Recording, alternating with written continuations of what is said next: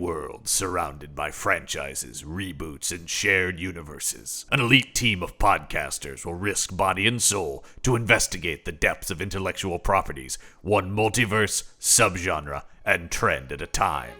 Who are we? We're the IP Squad.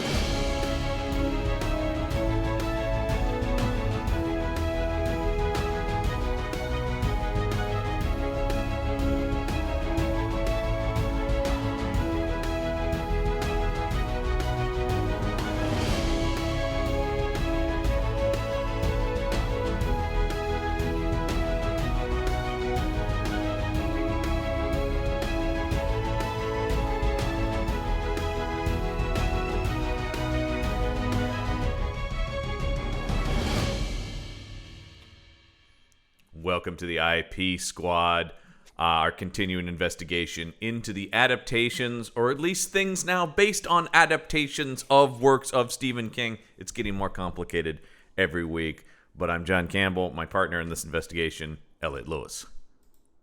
Yes, John. I got nothing for this one. Better be careful, or I'll shatter your parents' very, very silly large glass windows that somehow reflect TV screens. Okay, yeah, we'll get into that because I will say we've now, due to things outside of our control, while it's only been a week for you listeners, it's been a while for us, but I've seen this movie twice now. You've said you've watched this 4 times, this week's movie? Yes, I watched it 4 times. Twice because I'd never seen the movie before, so I wanted to do my one, okay, I'm just going to watch this, get a feel for it. Then my second watch to be okay, let's get more into it. And then I watched it again when, because of the ice storm and losing power, we're going to do it again. And then I lost internet. Yep. And then it's been another week, so I had to watch it again just to make sure I had it all down. Oh, man. And that might be the most anyone has watched The Rage, Carrie, too. It's quite possible. Although I will say, I messaged John about almost all the way through my first watch, and I said that this movie, I think, kicks ass. Yeah. And I've cooled a little bit on it. But I'm still pretty into it. I'm still pretty into The Rage, Carrie 2. My thoughts on The Rage, Carrie 2, this movie, like a lot of occasionally happens, this movie really frustrates me because it's almost there. It's so close. There's a lot of good, but to me, the couple bad steps are like, no, you guys, why? And I will say the biggest overarching problem I have with it is that it's Carrie 2. Yeah, I mean, right, that's the thing, because maybe you're about to get into this. I'm sure we're about to say the same thing, yeah. This movie was not originally supposed to be a sequel to Carrie. Right. And I think that movie could have really ruled. Yeah. And there's so much of that in this that is still so good. Yeah. And as far as movies that did not start out as part of an IP and then were made into part of an IP, it ain't the worst one I've ever seen. No. The worst one I've ever seen is Deader. Oh, well. Sure. Yeah.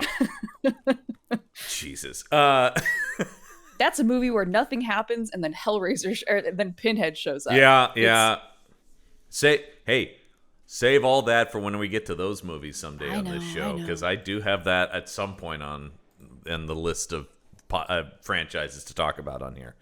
Got to talk about the Hellraiser movies, but gotta talk about it. Somebody's got to. But yeah, might as well be us. Yeah, well, I mean, actually, we might be the most qualified.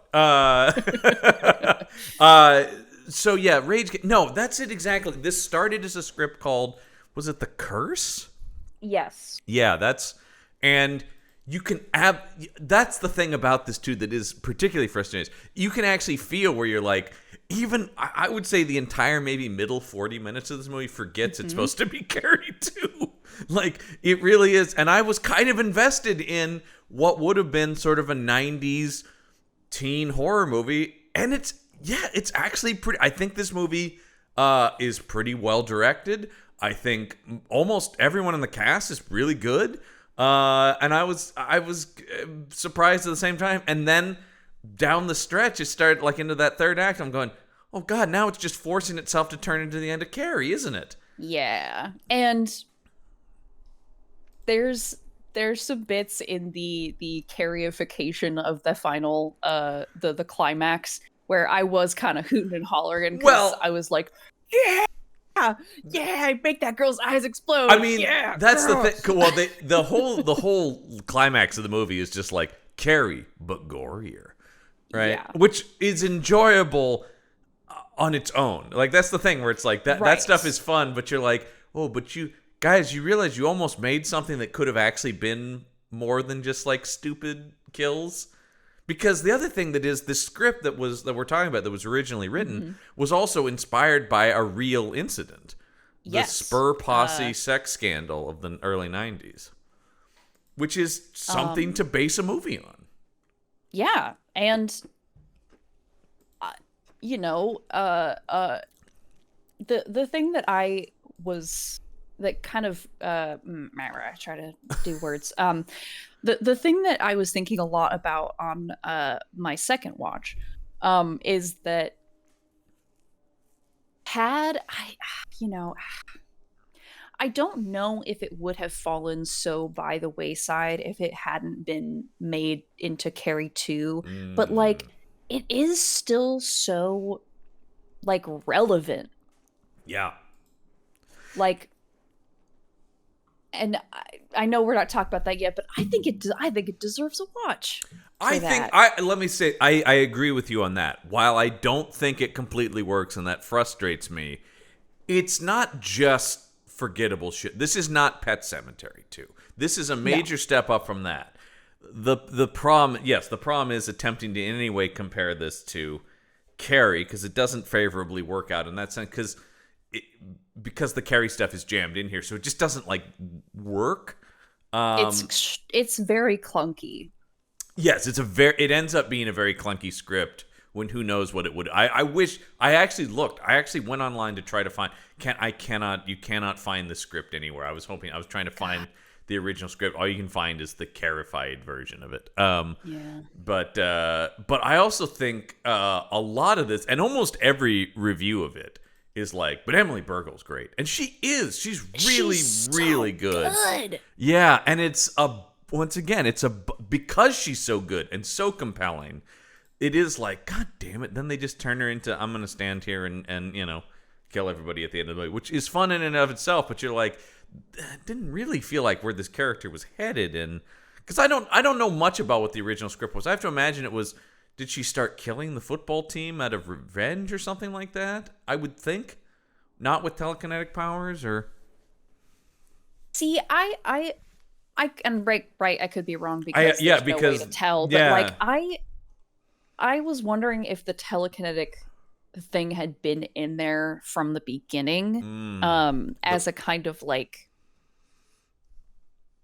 or some kind of supernatural, like supernatural, like female rage awakening these powers, which is what it is, right? Like in contrast to Carrie, in which is almost explicitly implied that going through puberty or that getting her first period is what activates her telekinetic powers is kind of like it is the injustice of sexual essentially assault and like sexism that awakens this power in I watched this movie 4 times. Rachel. I don't remember what her name is. It's Rachel. Rachel. Yeah. I wanted to say Rose. That wasn't it. She has the rose tattoo. That's what I was. Yeah. Which really feels like a remnant of something else because I don't know what that has to do with Carrie. So yeah, I think maybe you're right on that front that it would have been something. But yeah, that would have tied it more to the themes of the movie as opposed to. I mean, we don't have to go through this in any kind of order. So the complete nonsense decision of her being Carrie's half sister. Yeah, why did we need any of that? Like Well,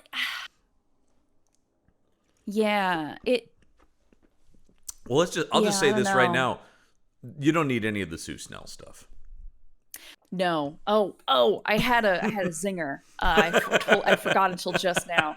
The other thing that's about the Rage Carrie 2 is that in terms of talking about the fact that it is an adaptation of a king story, right? Mm-hmm. It is not very kingy, except in two regards. The first being Sue Snell's weird amount of knowledge about TK and her over explanation of it. The only black character exists to help out the white characters. This is true. Boom. This is true. Very good. Yeah. Yeah. Oh, been sitting on that for a month. The fact that here's another thing that also just as you say that, I'm going like, black character. Oh, right, like yeah, because you got to go deep into this IMDb to even find a black character in this thing. Yeah. Which I mean, I don't. So this takes place in the same area as Carrie, right? Because they go to the same town, because or possibly the same town or one town over. Because Sue Snell is able to drive Rachel to the old high school, and Rachel is able to presumably walk back to town. Yeah. Or possibly hitchhike. One of the things that did make me laugh in this is the idea that no one had done anything with the burnt out remains of that high school in like 20 some odd years. Yeah. Nobody thought to clear the rest of that. Nothing else was built on the... Nah, they just left it there. There's even a one-off line, which I caught the second time, where Sue Snell goes like, yeah, it's some kind of dark monument to it. You're like, yeah, that's not really how capitalism works. Somebody would have done something with that land. Anyway, like, I just can't. But hey, there was an abandoned building where they were shooting that kind of looked like the layout of a high school. So, boom. Should we also talk about another behind the scenes things of this, which is the director quit the movie like days into filming? Yes. Because that's also key. Yeah.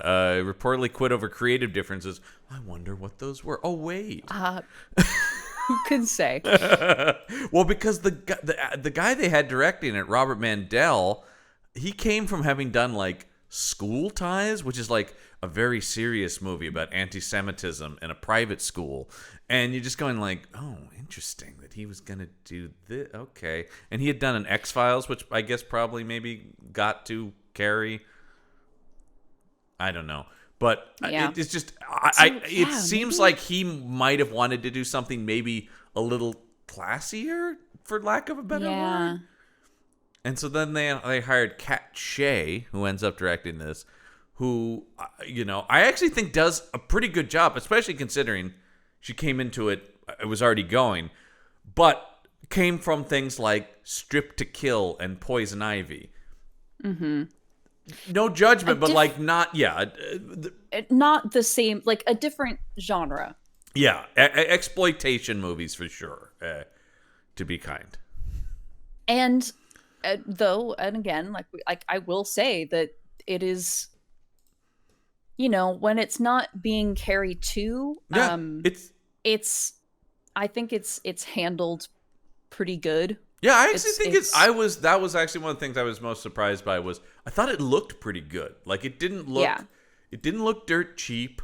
There's some of the Carrie stuff I thought was a little like you're getting a little like artsy for unnecessary sake, which I understand though would be the impulse on something like this. I don't blame her entirely for that. But yeah, I was actually surprised, and I thought she got pretty good performances out of everybody. Which is the exception of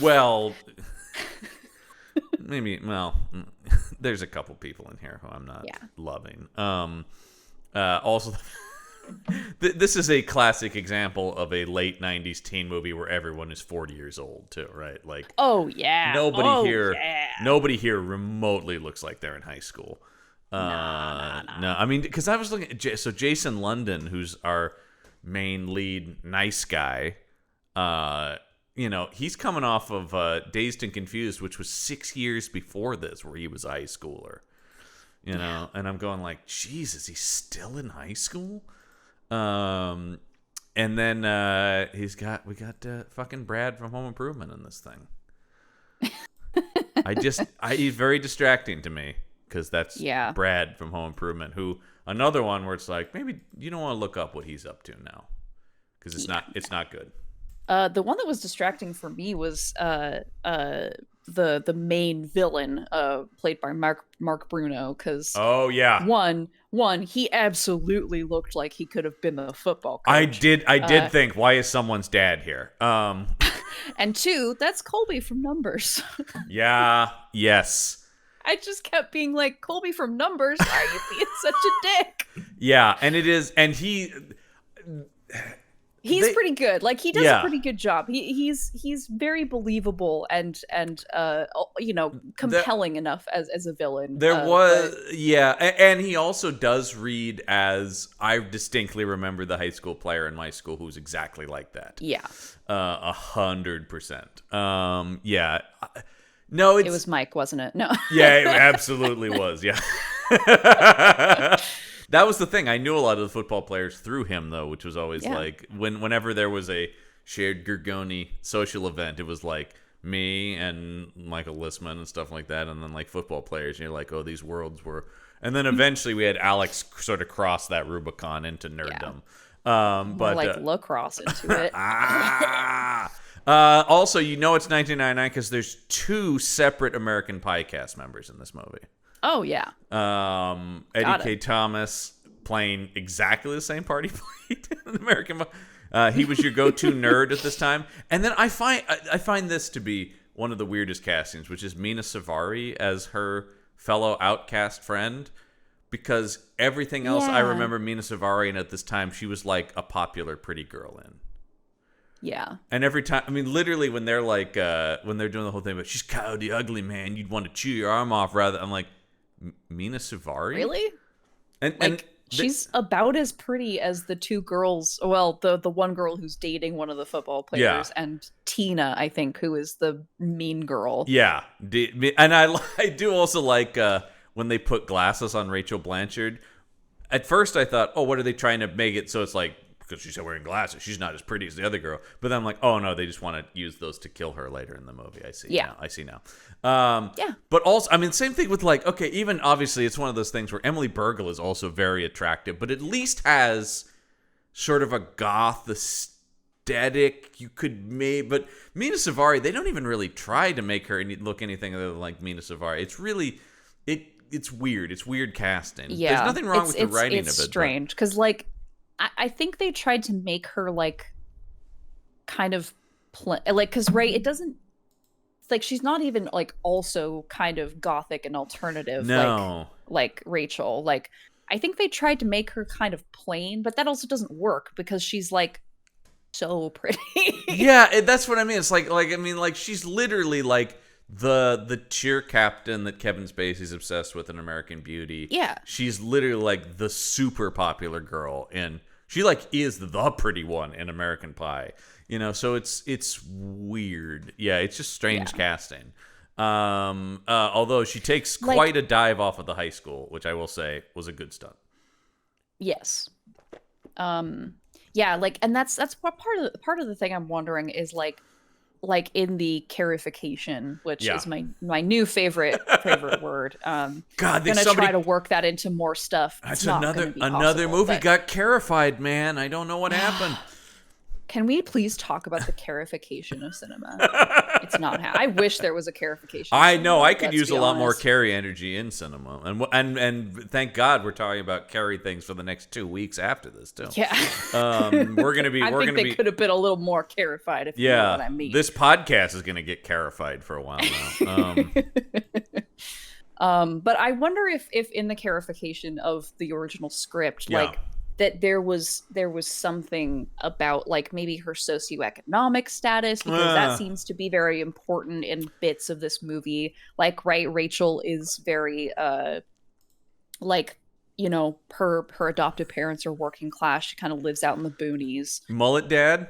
Mullet Dad is a piece of shit, of course. Because we'll just start with because this movie. I do agree though that I wonder if there was more about her friend somewhere, because Lisa, who's Mina Savari's character, the movie does a fine job of me understanding they're like best friends, but I'm like, well, what was their situation? How do they know each other? Yeah. How long? Because I do have questions about that, because the movie opens up with a very Carrified sequence of crazy. Oh, poor J. Cameron Smith, by the way. Or is it J. Smith Cameron? I can't. Is it J. Smith Cameron? Sorry.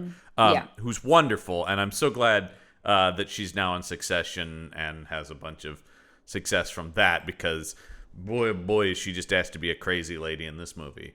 Yeah. And in one of the one of the clunkier bits, it just she's smearing blood everywhere. Yeah. And she lightly taps her daughter on the face. Well, I love little Rachel coming in because her mom is smearing blood all over the walls and going, I guess talking, presumably to the devil, right? Because it's sort of this like, not gonna get my daughter, just not gonna have her. And then her little Rachel comes in and goes, Mom, can we play dolls or whatever? Like, can we just do? Yeah, let's go play. Yeah, and then she just puts the paintbrush across her daughter, and you're like, oh boy. And then the cops show up. Apparently immediately, too. I like that, because she's still got the bucket with her and stuff like that, and the paintbrush, and the girl still has the red on her as the police are carrying her out. So I guess neighbors got concerned or something, because they're literally, and I'm using this in the parlance of the movie, they're literally carting her off to the loony bin. Like, that is what it feels like. They're literally carting her off to Arkham, which I did think, come on, script. Come on. Yeah, the Arkham Asylum. I'm wondering, she and Poison Ivy were cellmates. It was probably a Batman reference, but I'm wondering if, like, because it's set in Maine and because of Stephen King's taking inspiration from Lovecraft, that like I'm reaching at this point. Yeah. But it's just like, you can't say somebody's being put in Arkham without me once again in the 90s. Yeah, particularly in the 90s. By the way, this screenwriter's only other credited film is the movie Hackers. So yeah, that makes sense. Yeah, I would say the some of the dialogue in this also feels a little bit like, I'm a middle-aged man writing cool young people. So that's how we start the movie. And then, yes, as soon as this cop goes, we're going to send you to live with a nice family. And I just thought, no way. Her foster parents are going to be pieces of shit, because I've seen other horror movies. Yeah. You know it. Yeah, I've seen movies. Yeah, okay? Come on. I know what's going on. And the second you see this scumbag with his mullet, you're like, oh, God. And actually, I was surprised the movie's restraint, because her foster parents are not really part of it, but I was surprised he wasn't more abusive. Oh, yeah. Really shocked by that. I also had, definitely had that thought of, listen, I'm glad that they're not, indulging in that a lot, but I am surprised that I'm not disappointed. He only hits her once. Yeah. And light by abusive parent in, it's terrible, but still, I was waiting for some version of Rob Zombie's Halloween in here. Which is just two solid hours of abuse. Do you get it, guys? It's bad, and it leads to bad things. Except his mom. She's good. That's right. My wife is playing her. Yeah. Oh, I'm yeah. Rob Zombie. I'm Rob Zombie. Welcome to Halloween. That might as well be, his card is, I'm Rob Zombie, and then underneath it says, my wife will be in it. Yes. Gee, I wonder who's going to play Lily Munster in the months. Oh, is it his wife? Oh, that's interesting. Is it his... Oh, wow. Yeah. All right. Dude, that's great that you love your wife. Maybe know where her skill set is, though. I'll just say that. Yeah. But, yes, so he gets taken away. The biggest thing, though, is, I just thought this was they just do not want that dog in the house at night. Which is... I don't know. But, dog... Who leaves the... I guess people do, but, the way she puts the dog out in the morning here makes it seem like during the day the dog just runs about the neighborhood. Which is not really a thing people's dogs do. Of course. But they're just like, I heard that dog here last night. It was in the house. Yeah. It's also very strange because, it seems like it just, Walter just stays in her room. Yeah. So I don't know what the problem He's also, no, yeah, I don't want the dog wandering around the house. Well, he's not. Well, the other thing is, because we see she has Walter when she's a little kid and her mom's going crazy. And this is what, 8 to 10 years later. So it's also a pretty old dog, I think, too. So I don't think he's like getting into shenanigans and stuff. Yeah. And also, she must be. I mean, it's unclear how long she's been with. Clearly, a little while though with these foster parents. And so it seems like a thing where it's like, wouldn't the Walter situation have been discussed and maybe found a way to deal with this years ago? That was the thing I couldn't tell, because they talk about like, you might not even be with us much longer. And they're like, oh, but if she's not with us, they're not Southern, but they should be. Is why I'm where's that extra $200 a month gonna come from? Yeah, that's right. Come on, the state's gonna pay it. Because of course, once again, classic piece of shit foster parents are like, we're gonna need that check for her. That's what we live off of. Because her foster mother, there's just some one-off line about, oh, they put me back on graveyard shift. And I was like, where? It doesn't matter. I too early in the movie, I put way too much weight on these characters mattering. Yeah. But so anyway, yeah, we did see that when the police came for her at the beginning, she closed all the doors with her mind. Yes. Oh, yes, right, because lest we forget, she is a white. A white. Which is another thing that's like, so if she's, what, maybe 17 in this? Oh, I was trying to do this math too. That means that Carrie's father impregnated a woman several years after the events of Carrie. Yes. I have so many questions about the relationship. But also, that guy has a type. Oh, yeah. Were you like a psycho-religious lady? Oh, you got really frizzy-looking hair. Yeah, you got frizzy-looking hair and you're ranting about the devil? Oh. I know I'm like maybe in my 60s at this point, but yeah, if Hef can get it up, so could I. Yeah, man. But it's one of those things where it's like, you didn't. Bizarre. We all would have just accepted another girl also has telekinetic powers. Yeah. I don't know. None of us would have questioned that for a single second. Especially if you've read any amount of Stephen King, everybody always has mental powers of some sort. There's just too many. I mean, literally read a whole book about just people with that. A couple of them actually. Yeah, it could have like, and again, right? Expecting too much. But it could have even been like a nod to the Institute, right? Like, yes. Like, oh yeah, Sue. Even if Sue Snell wasn't in it, but just somebody being like, oh, I'm seeing in this record here in this file that your mother, when she was pregnant, had all these tests done or whatever. Like, it could have even been a throwaway line. I mean, that's the thing is like we didn't. Yeah, you already buying a ticket for the Rage Carrie 2. Like, yeah. I had never seen this movie, and just having known the trailers for it and stuff like that, I always just thought it was just another girl with Carrie powers. I never thought there was this kind of, and I knew Sue Snell was in it, but only in, God, she does not need to be here. I mean, I'm glad Amy Irving got whatever. I'm sure they paid her a ton to be in this thing. But good Lord, she has nothing to do here. And then gets an absolutely unnecessarily unceremonious death that is. Yeah. I couldn't believe it. She does nothing. Like, I looked away and I was like, wait, what happened to Sue? Like, I had to turn the movie back because I saw the mom and I was like, well, wait, what happened to Sue? Yeah. Because I just like looked down for 1 second and then all of a sudden we have moved on. She gets inadvertently killed because she kills another guy, and then the fireplace poker that stabbed through that guy also stabs Sue Snell. Jesus, that's a tongue twister. Thanks, Steve. Yeah. God damn it.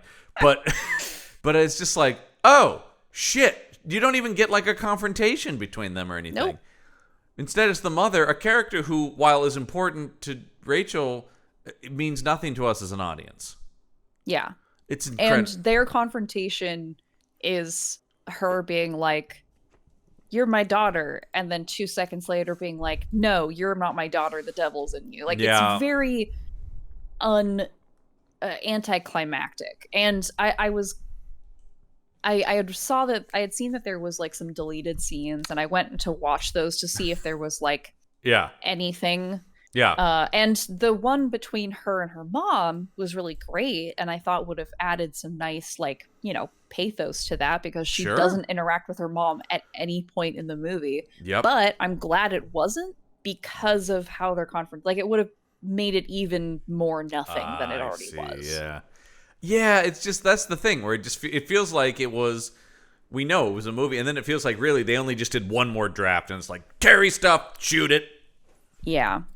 Because so let's talk about this high school, Bates High, and really? Oh, I missed that. I caught it on the second one, and only because I don't think they ever say it. I just caught like in the cafeteria or whatever where it said Bates High. See what they've done here. Yeah, all that. The Bates High Bulldogs. Yeah, I mean, immediately the establishing shot of the school has such a vibe of every teen thing. I'm going, okay, so now it's the faculty, it's teaching Mrs. Tingle, because this is definitely made in the wake of Scream. Oh, of Scream, and I mean, not quite in the same vein, but like Jawbreakers a little bit. Yeah, that's sort of like mid to late Jawbreaker, yeah.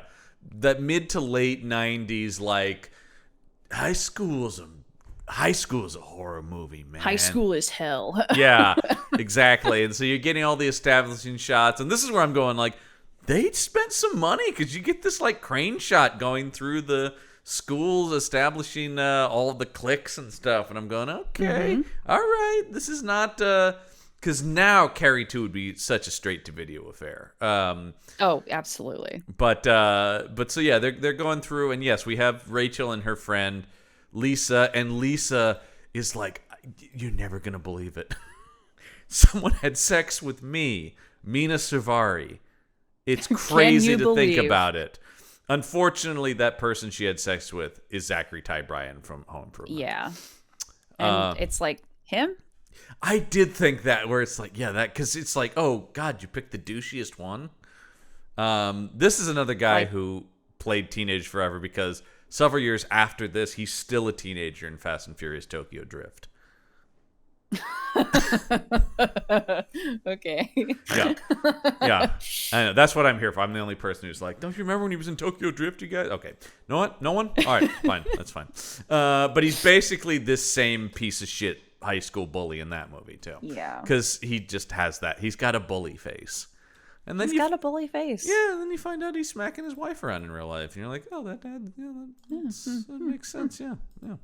And apparently also ripping people. Asshole. Yeah, and also ripping people off in some sort of crypto scam, too. Anyway, wow. It's bad news when I see a headline that's like, Tim Allen goes, I don't know what happened to that kid. And you're like, God damn it. Tim Allen is like, You don't want Tim Allen taking the moral high ground. You don't want Tim Allen to be like, hey, buddy, you're not doing great. Yeah. I'm Tim Allen, and I don't approve of your behavior. Yeesh. Yeah, that's bad news. Anyway, yeah, she's like, and it's classic high school, like, and now I have a boyfriend and we're in love. And of course, he blows her off kind of at the... It's interesting because he becomes so unredeemable as the movie goes forward. But there's this one brief moment when he's like, maybe he does like her? Yeah, like, for a second, because, like, they make eye contact, and he is, like kind of grinning at her. And then his friends are like, whoa, I can't believe you did that, and she sucks. Can't believe you had sex with that absolute smoke show over there. Just incredible to me, man. Whoa, what's wrong with you? Yeah, and he's like, yeah, well, no, man. And I think this is about the time we find out that they're, tallying points for who they sleep with, which is the thing taken from reality, which was... I don't know where the actual thing was, but it doesn't really matter. But I was about to say Texas, but I'm going like that's based on, I'm making that up, I think, but it just feels like it would have been Texas because it has that Friday Night Lights sort of like high school football is everything, because they basically all got away with it. Much, which actually this movie portrays and is some of the most interesting stuff, is like when the community's like, we can't have this, which is basically what happened in real life. But yeah, this is based on the real thing where they're sort of keeping a competition of who can bed the most women and the most variety of women. They get points for things, and of course, it's only given lip service to. The real story is so much more horrifying, of course, and it was in Lakewood, California. Okay, that also makes sense. Yeah. Somewhere though, like some sort of high, society place where it's like a lot of rich kids, because that's total rich kid behavior. They got nothing else to do. So they, but yeah, I mean, in reality, it's much more horrifying, and they were doing stuff with like little kids and things like that. Yeah, it's really, this is actually for the horror movie. Actually toned way down. But yeah, and once again, because the movie also just keeps backing away from this just sort of being the plot. In fact, you almost kind of forget about this until it comes back at the very end at a certain point. But yes, when he blows her off at lunch, Mina Suvari throws herself off of the top of the high school, right by the incredibly well-funded garden club up on the top. Yeah. That really stuck out to me the second time. I think I clocked it the first time, and then this time I'm going like, God, they have a lot of supplies for that rooftop garden at this school. That's pretty cool. I wish my school had... actually, I think we did actually have a garden club. Wasn't on the roof, though. That would have been cool. That definitely made it a lot cooler. So she throws herself off. And, of course, because it's 1999, you got a guy with a video camera, which is key to... Just running around. There's so much... I'm filming girls' butts. Yeah, there is so much, indistinct douchebag high school noises in the background of these scenes. Like just scenes with crowds of people where you just hear like a in the back. And this is where they're like, oh my God, a girl just jumped off. Get the guidance counselor. And then the cut to the Sue Snell guidance counselor. And it's Amy Irving, who once again, I'm sure was paid way more than everyone else in this movie.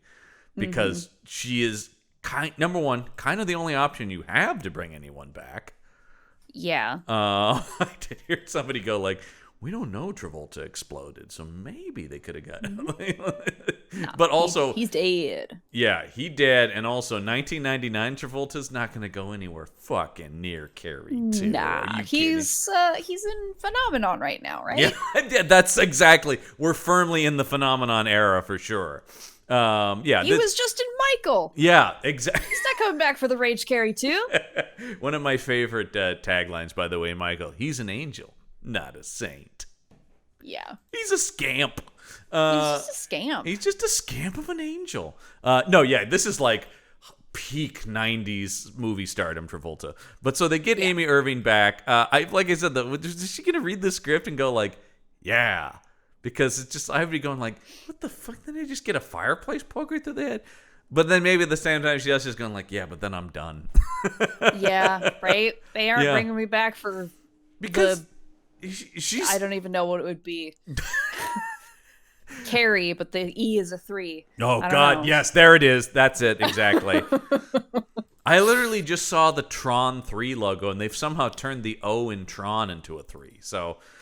in a weird roundabout. Yeah, and you're just like, okay, all right, guys, thanks, Disney.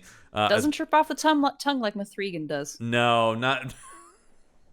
I also like Takthrian, the third Taken movie. Takthrian.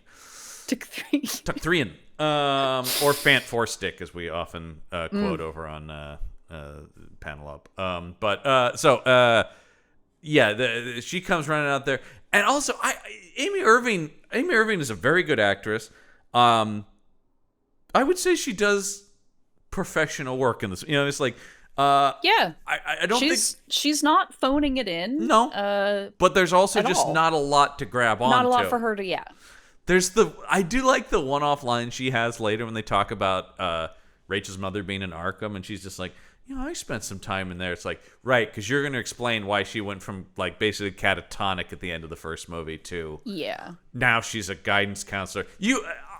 I was listening to some other reactions to this movie and stuff like that, and I do agree with the people who go, you would think this woman would get so far away from this town after that she would and would certainly never set foot on another high school ever.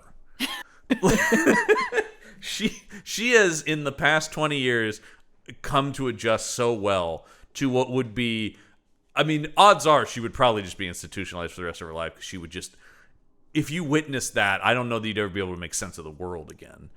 But anyway, she's come completely back around. I don't know. Listen, if I could be as good at compartmentalizing as Sue Snell apparently is, man, I'd be on easy street. God damn it, I know. You're just like, hey, man, just don't think about it, and we're good.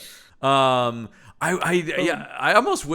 mean, once again, I almost just rewrote the movie, and we're neither here nor there. But I was just gonna say, like, I wish Sue Snell had been like from the government or something like that, right? And it's like, well, I'm here because I've witnessed this before, and they specifically bring her in, which I feel like I've seen other horror movies do, like that. The Exorcist thing that was just out was like, oh, we're gonna call Ellen Burstyn because, like, I've seen this before. Here, it's almost incidental. She's just at the school and then recognizes, like, oh, God, it's happening again, isn't it? Yeah. And whatever. She's here, though. Yeah, everybody, of course, is horrified. Although, is it my imagination, or does it feel like they also kind of pretty quickly forget about Mina Suvari? There's not even a funeral scene. I think that's what I'm really latching onto, is that's so weird that there's not a funeral scene. Yeah, like, it's so... This movie does so many things that are expected of its genre, which is not a bad thing. No. Like... No, because actually... that is the one thing that is not in here that very much surprised me. Yeah. Well, I think that, I wish there had been an opportunity once again to, like, because they almost give Eric, who's Zachary Ty Bryan's character, I said they almost give him, like, if he had been at the funeral, and he kind of felt, like, all I want is, these guys can be horrible pieces of shit, but if you give them a little more rounding as humans, particularly that character, because they almost do, that would make him more interesting. I'm still on board to see him get completely fucking killed and his dick shot off by a harpoon gun. That kicked ass. Well, I love the use of the harpoon guns. I have many questions about why there was an entire cabinet of them, but that's neither here nor there. Mark's dad, he's a fisherman. It's Maine, probably. Where they do a lot of spear. I think of this as more like it's like when Bond goes down to Jamaica, he has a spear gun. They're up in Maine. Got that lobster with this spear gun. Kind of marlin or something, probably. Elliott doesn't know where fish go. Yeah. But yeah, I just think that would have been, like, more, because it's like, oh God, she's dead. And then we pretty quickly go with Rachel to her job at the photo hut so she can sadly look at photos of her and Mina Suvari. But then, yes, the key piece of evidence that I also feel like is really not any evidence. The way they're waving around the photo of her and Zachary Ty Bryan is like, okay, we know he is guilty of being a piece of shit. Yeah. But I'm not sure where they go, like, if that photo gets out, he's going to jail. And you're like, he is? Like, they're making these leaps, these logical leaps of, like, someone will see our picture. Like, if someone sees our picture, then they'll know that we were at least knew each other. Like, we're, I got my arm around her. So, like, we know each other and we are close. Yeah. And someone will ask me about it. And I'm just going to tell the truth. Like, but also still, it's I think somebody does throw out the term statutory rape at one point. Yes. But also that just, I'm like, oh God, is that right? Because once again, everybody's 25. Well, yeah, right. I But have like, to go yeah, like, okay, so that implies, so she's a minor and he's obviously not then, because that's obviously what makes it statutory rape. yeah, they say Sue says to, I think, the police detective when Rachel like Oh, and this is, by the shows them way, the photograph. one of horror films, add it to a list, but particularly useless police detective in this movie. Oh yeah. uh but so she sa's like, Eric's 18, she's 16, that's statutory. Okay, all right. Yeah. I on 2 viewings, I still missed that line. But all right, that makes That's what 4 gets you. that's what that's where you pick up on that stuff. Okay, that makes more sense. But even still, that photo is not proof of that. Yeah. Like, I mean, the way that it goes in the movie actually like makes sense because Rachel knows that, you know, Lisa had sex with someone and that there's the photo of them in the thing, but like the football players don't know that. Right. So, yeah, I don't know where they read the script. That's how they know. There's a couple things like that when you talk about the sort of just, there's kind of a laziness to parts of this. It doesn't really work as, I mean, it's never a mystery, but you know what I mean? Like, it never really works as like putting the clues together. Because it feels like the thing with the father, which, by the way, Gordon Claff from NYPD Blue is Zachary Ty Bryan's father. I'm just like, well, geez, somebody just had a day off, because he comes in for an absolute nothing part. And I'm like, you're on one of the biggest shows at the time at this point. But I wish that had come earlier, because that, once again, the movie, this is where I'm going to fix the movie, but I think in a way that's not like, well, here's a completely different movie, but it's like, it needs to be streamlined more if we more follow. This is where you got to get Sue Snell out of it, because This is right. This is where it's got to be unfortunate Rachel's clarification.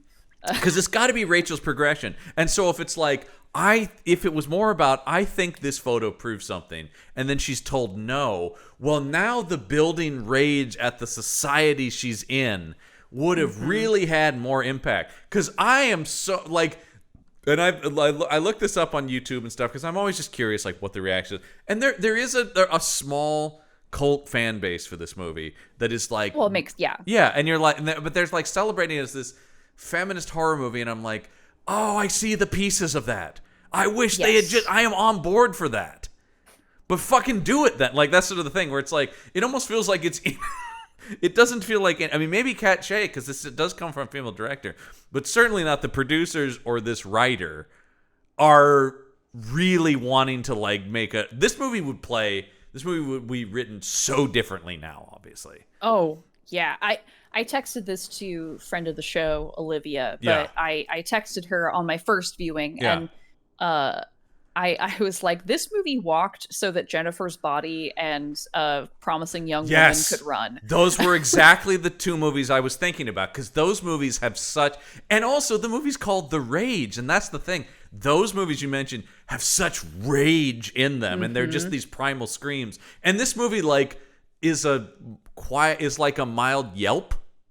You know what I mean? Like, it's like, it wants to scream, but it's like, and that's the thing where it's like, I just wish if the movie was more about the world just keeps beating this woman down. And then I think another problem maybe is it becomes too much of a romance at a certain point. Although I like their scenes together. I do too. He is one of the folks that I don't think we got a super great performance out of. But he really is suffering from pushing 30 to me, and past where he would have been. He's also similar to, I think, our issues with Jonathan Brandis in It. He's very movie high school guy. Yeah.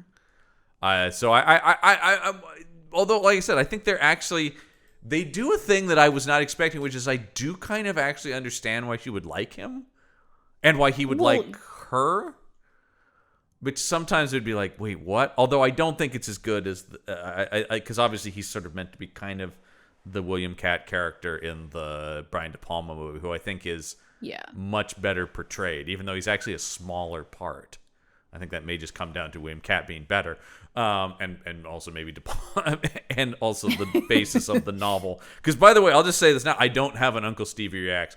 I can't find a single moment where he ever even acknowledged the existence of this movie, which I think might be the coldest. Like, that might be the most definitive Stephen King. If he's not even going to take the energy to shit on a thing, this means nothing to him. And my gut feeling is that I don't think Steve would get it. No, I'm just gonna leave it there. He'd be fixing. He would get totally lost and like, what do you mean Carrie's father? You know, like that would be his like. What are you talking about? I specifically said that. What do you mean TK is passed through a father? Like, I didn't say that. That's horseshit. And you would have been like, what about all these? No, I can't get past that. The mythos, man. Carrie's mother was the one who had all the weird powers. I made that very clear. Like, that's classic Stephen King reaction. Would just be like, yeah, I don't care about any of the issues. I just can't get past that, man. Bullshit. So yeah, no, I think that's my biggest thing is like I wanted this movie to go there. And maybe that's me expecting too much out of a movie from '99. And I if people do see this as this like unsung feminist horror movie, that's great as always. If this movie does have some impact for you, I think once again, I think Emily Bergel is doing a lot to overcome a pretty flimsy script. And what may have been a good script at one point that got turned into that. And she was cast when it was still not the Carrie version too, which is interesting. Yes. And I totally get that. And she has gone on to do other stuff. I was glad to see I never watched Shameless, but I guess she was on that show.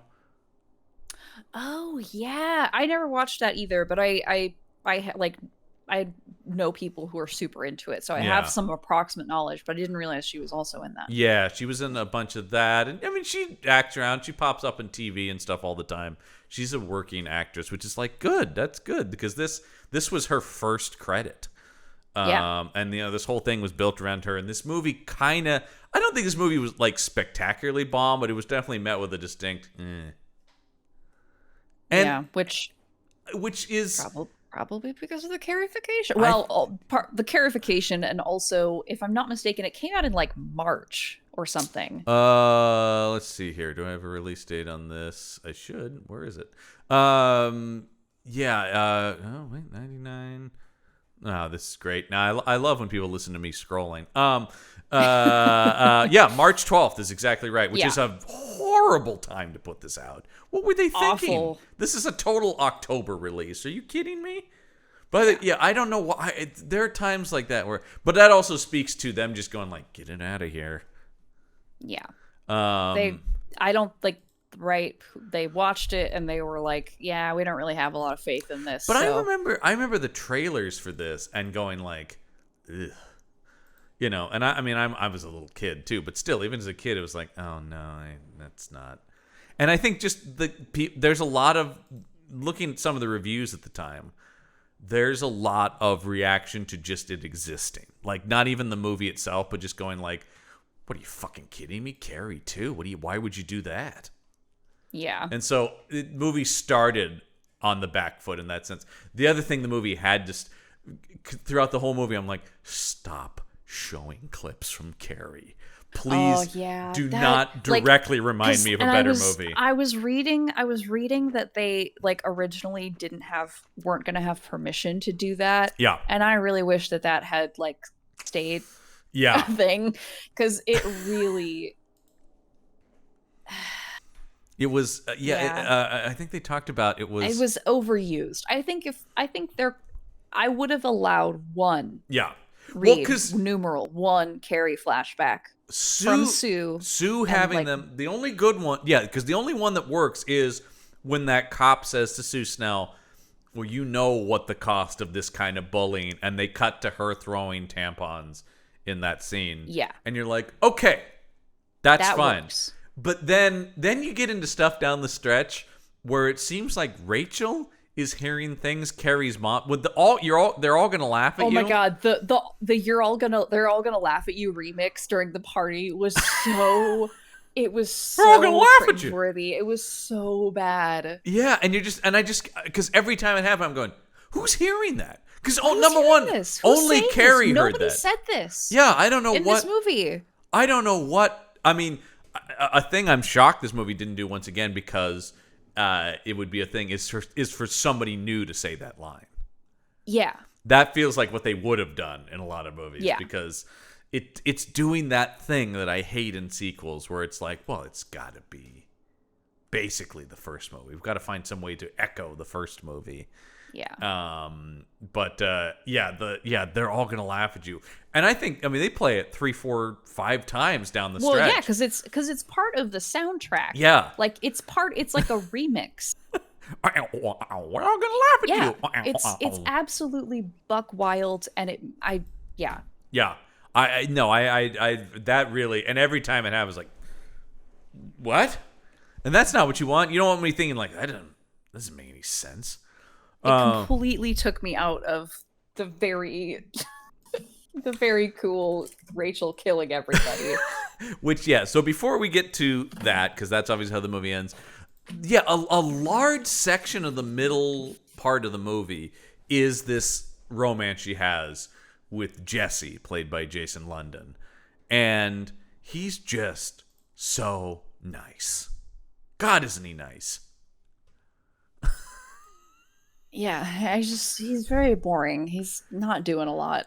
And like, but it's one of those things where it's like, I get that he's on the football team, but he's so nice that he would never spend time with pretty much straight up sociopaths that he hangs out with. You know what I mean? Like, it's just like it's that thing.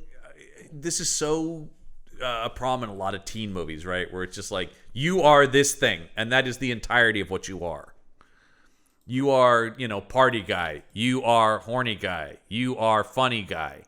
And that is you 24/7 in the movie. And that's the thing where it's just like, because they do not earn the ending this movie has with him, to the point of them having to really make this guy just because they first meet when our favorite dog Walter, such a good boy, runs out into the street because he's once again been thrown out of the house at night. Bad dog, apparently. Allegedly bad dog. And he gets, graphically hit by this car that for sure would have killed him. Yeah, the amount of dog getting run over they show in this movie was extremely surprising, and very much caught me off guard. If I had had something in my mouth, I would have done a spit take. Absolutely, it's spit take inducing for sure. It's very upsetting, and then the dog being totally fine really is like, okay. I mean, they there's the dog acting, which of course is just a dog, but like when she picks up the dog after it's been hit, the dog seems totally fine. But then for them to just go like, well, he got lucky. Yeah, when they take him to just like, okay. And then that leads us to dog in a cone. Yeah. My boy's in a cone right now. Oh, it's both cute and heartbreaking at the same time. Yeah. Absolutely hilarious. Yeah, it is. So he's in a cone, and but that's where we get Jesse it meets her because she uses her TK powers to stop his car. Yeah.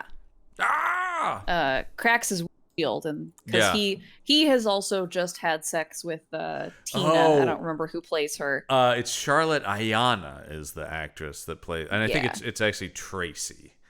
It doesn't matter. Tracy. Yeah, it doesn't matter. I mean, it doesn't matter. But yeah, Tracy, played by Charlotte Ayanna, which once again, that's okay. I'm glad you mentioned that because I almost forgot about that scene, which is another scene where he has to be nice because he's like disgusted when he's getting out of the car initially. He's like, because she's like, that was great. He's like, yeah. And he's just playing like, I feel gross. Well, it's not, I think it's that he's disgusted. He's having weird, well, because this is the same day that Lisa has died, right? And he is very taken aback that everybody is sort of going on as as usually, like the world's still spinning, and Yeah. like all this, but he's like, he's out with his friends, and he's doing this weird bet thing where he's having sex with a girl to get points, and Right. he's just like, I don't like, this is just weird Yeah, to me. yeah, And she's also catching feelings, which he seems to be not yeah. reciprocating. Well, that becomes her entire motivation down the stretch of this Yeah. thing. Which this movie may also suffer from a thing I see in a lot of stuff, which is there may just be too many characters. Yes, I was about to say that too, because skipping ahead a little bit, the guy who is like in Mark's lawn because he can't get into the party, and Rachel is like, I'll try to get you in. That's the nerdy. Who is this guy? That's Rachel's nerdy guy friend who I was really waiting to be like Ducky from Pretty in Pink, where it's like, you should be in love with me, but he just isn't. But then that also means barely in the movie. And yeah, that's the thing. And that's the same nerdy kid from American Pie, basically playing the same character. But yeah, it's to the point where it's like, I don't know why, if you're not going to have him be like in love with her or in some way influence the plot, then just cut all of his scenes. That was such an easy cut, because he's in like 2 scenes that both. There's the scene where because Mina Savari's dead, she has to tell that guy that she's falling for Jason London. Oh, okay. And that's and that's where I thought like, oh, they're gonna go this like, I'm your nerdy friend who's in love with, because she's like, but he's a jock, you shouldn't like him. And I thought, oh God, it's gonna be me in this movie now. No. That's what I thought. And then instead, he's not that, and he's just nothing. Yeah. And then he clearly he was something more in a different version of the script. Because otherwise, I don't know why he's here. And then he gets, because this movie does have some tonal issues too. Because it wants to have some of that flippancy of what a lot of these movies had, like Scream, but it also doesn't and shouldn't. It should be pretty sincere. But you get the scene when the house is burning down and they cut to him and he just goes, we're missing one killer party, man. And I just thought, right, like, take that out. I don't think so, actually. Yeah, boo. Because you're just going like, what is the tone? You can't show me carnage like that and then do like a flip line. What are you doing, movie? Yeah. So I don't understand the point of that character at all, as in the movie. But So, too many characters. Too many characters was the point, because, there are just things like that. And, like, there's not just Tracy. She also has her friend Glasses, who's very pretty but wears glasses. So, and she has the whole scene with her at the makeup counter later, which is one of my favorite lines in the movies, where she said, I kleptoed this for you. Oh, yeah. So, very, very 90s. Yeah. But that's also where I went, middle class or upper middle class white girl, and that was very much where I went like, "There's the Hackers writer back." In the same way that you get a scene when they're and during their whole falling in love sequence where Jesse talks about wanting to get out of this town, and Rachel just responds by "word." Yeah, and I went like, "That's the guy who wrote Hackers writing." Word. I was just like, oh my God, someone just sincerely said word. Okay, that's what. Okay, just look, I just saw this as I looked at my screen and I saw the filming locations, all North Carolina, which totally makes sense to me because, the idea of this being like Maine, it really did look like a lot of that sort of Friday Night Lights, like Southern. And it has that vibe with the football as well. And that's why I kept going, so this is the same town? It just didn't feel right. Yeah. It just doesn't. There's so much more of a sense of the town in the first Carrie. And we talked about that because, like, the production design, like, went out of their way to really choose houses and stuff. Remember, they talked, like, extensively about looking for things that looked right. And here I don't get that same attention to detail. And so it does feel like, because another movie around this time, such a stupid movie, but also about football. Remember Varsity Blues with James Van Der Beek? That was the Oh no. oh god, yeah. I mean, he was Dawson on TV, and the big thing in the trailer was him telling his dad, "I don't want your life." Wow. Yeah. But once again, they're all sort of rolled up to me, whether they're thrillers or dramas, but there's a sheen to these late 90s teen movies. Mm-hmm. And that's one that I absolutely never related to, because I'm like, I just don't understand the pressures of being a super popular high school jock. Just seems so hard, man. There's so much pressure on those kids. I mean, I'm sure there is, but also at the same time, shut up. I mean, it was middle school, but I was bullied by the sports kids in middle school. So, I don't know. I also definitely had, the middle school was.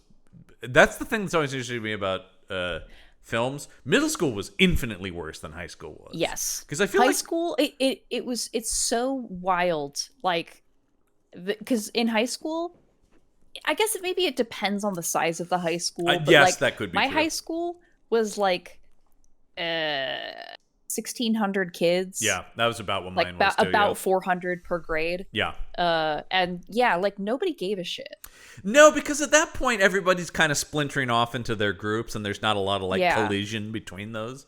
Like by that time, honestly, the most collision happened within the groups, as like in my experience. That's true, and like I remember, like the jocks, they were douchebags, but they didn't really have time to like bully me. You know what I mean? Like it was sort of thing. It was like they were off doing their own things at that point.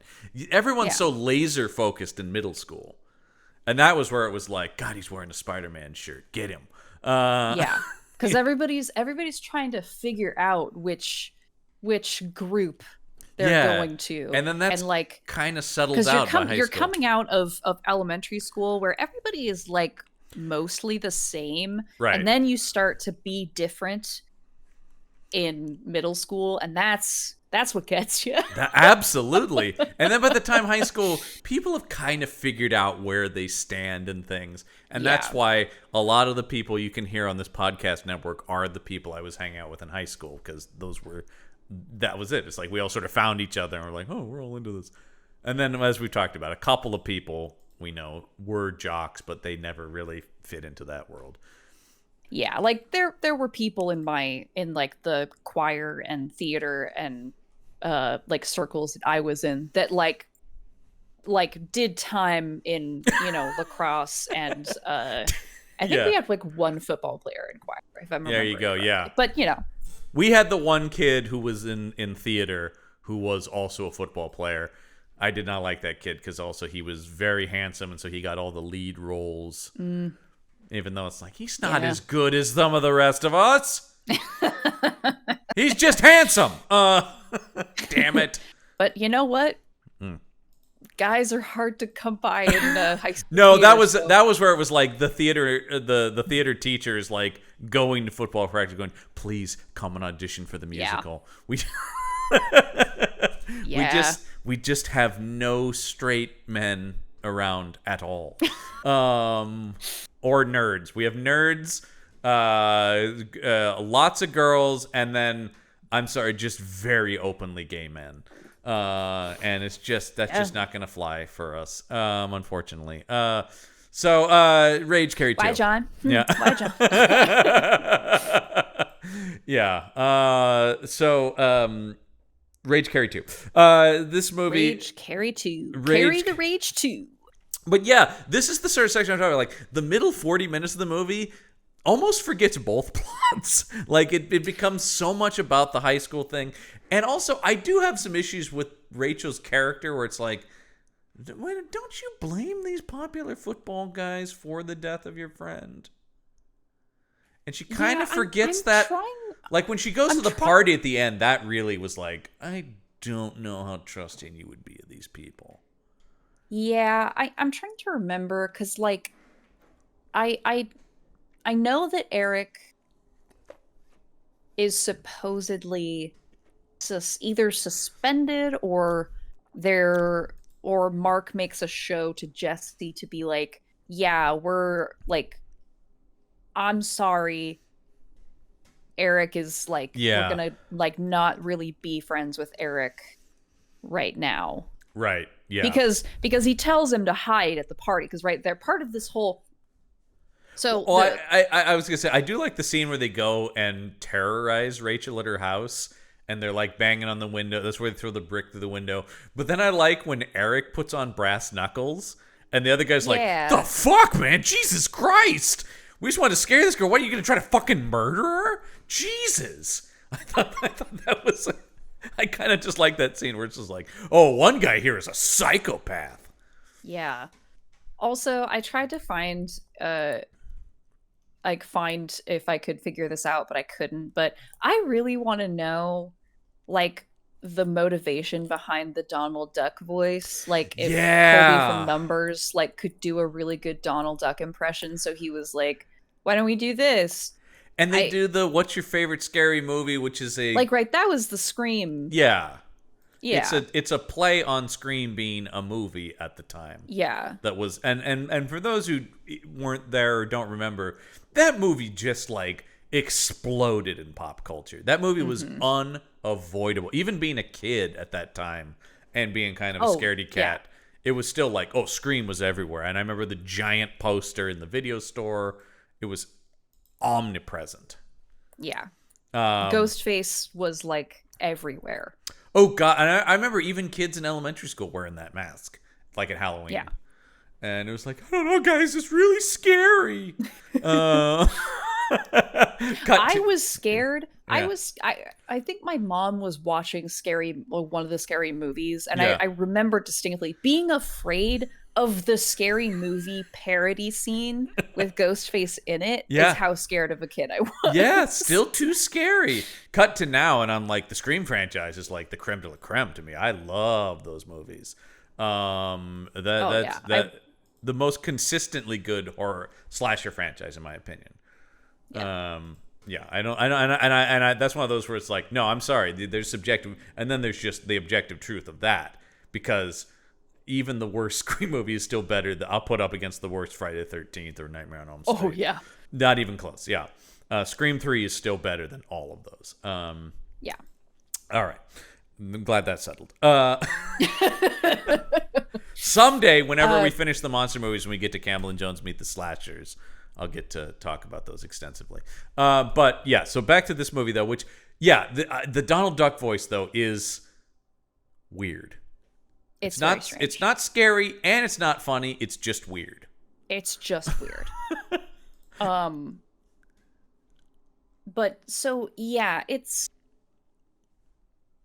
there is no amount of into a guy or girl or anybody I could be that would make me be like, yes, I will go to a party at the house of the people that you play football with who threw a brick through my window. Yeah.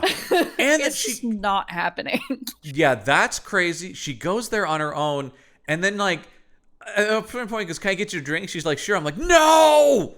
Yeah, don't! Not even. This place is date rape central. Are you kidding me?" That's the thing that kind of bothered me, because one of the things I do like in the non-carification of this is Rachel's pretty savvy, much more so than Carrie, much more self-possessed, which I think is good, mainly probably because it was already written that way and when it wasn't a Carrie sequel. But at the end, they have to have her ignore what would clearly be red flags to her. Red flags, a root. She's in the fucking Black Lodge. That's how red everything is. That's around her. That's it exactly, and that's the thing that drove me insane about the end of this, because I'm like, you've got to start betraying the character in order to put it on the rails to get to the Carrie massacre, which is in and of itself cool. I just wish that I had believed her getting there better. Because it did kind of tug at the tragedy strings for me, but it couldn't quite make me really believe it 100%. And that's the I think a couple more things needed to happen or not happen. That's where I think some of the reduction of the characters would also help. It's like if you had toned out, if you had taken out some of the side characters And once again, you've just got to ditch all the Sue Snell stuff. I'm sorry, it just doesn't. It's so distracting. Once she's in her own little detective movie and running around, you're like, no, it's got to be focused on Rachel's journey, or else, yeah, it doesn't. Because yeah, it's such an ask, and that's why I'm saying like this movie frustrates me more than if it had just been a piece of shit like Pet Sematary 2. You know, I mean, like that's just garbage. You just go like, got it, it's garbage. This one is like, no, I like the pieces. I wish this was good. I want to like this. And when I watched it the second time, I really thought like, okay, all right, I know the flaws here. I was kind of disappointed. Let's see if I can. And still, I was just going like, if you could just get, oh, curses you. These are the movies that irk me the most because it's like, oh, you don't know how good you almost had it, you guys. And so yeah, that's very much what I felt about this. And that's where, yeah, like I said, they have to make her because. It's the big game. Oh, well, I'll get to this second, but it's the big game, and she sneaks out of the house to see them win, which I love that they're playing the big game in like the middle of the day. Which is very funny to me. But then also, apparently it's in the middle of the day, but I guess this house was super far away because it's pitch black night by the time they get there for the after party. Maybe it was a spring game, so a spring almost summer game, so daylight savings, and it's actually much later than we think it is. The sunset super fast. All right, we'll be that generous to this movie. But so basically, like, we're talking about the middle, like the middle 40 right now a lot. But so basically what happens is that Eric is not going to be like, they get the assistant DA involved. Like, who is the director of the movie? Who is the director? Yeah. Yeah. We're getting to the point where they are going to prosecute Eric for statutory rape. Right. And his dad comes in and the actual DA, and they're like, okay, well, if Eric's going down, all these other motherfuckers are going down too. Do we really want that? Are we going to ruin these boys' lives? Yeah, which, like I said, this is where you're like, oh, I wish, though, because, like, that is what happened. And that would be... The problem is Rachel knows nothing about any of this. And this is such good reason for her to get mad. Oh, movie. Yeah. Oh, yeah. Yeah. But no, because basically it's just like, well, yeah. By the way, when the actual DA comes in, he is the most like, bing, bang, boom, Southern lawyer, even though we're in Maine. But but he really does go like, well, boys will be boys, you know. Yeah. Piece of shit. He should have gotten it. Why couldn't you have killed him? I know, right? Why wasn't he at the party? God, if they had cut to that old guy with a red Solo cup, just like, oh yeah, that I would have. Congratulations on the game, boys. Yeah, hell of a win out there, fellas. But so because Jesse takes Rachel to the vet, like, to take care of Walt, like they start hanging out. I love this when they go to the diner after that, and she's still covered in dog blood, and they're like, "Yeah, 2 cups of coffee," and it'd just be like, "You're coated in blood, ma'am." Yeah. But yeah, anyway, like, okay. But yeah, it's played as a very much like, wow, that goth girl has feelings and is kind of cool. Yeah. So like they start going out more and like it causes tension between Jesse and his football mates. And also Tracy is upset because she's catching feelings.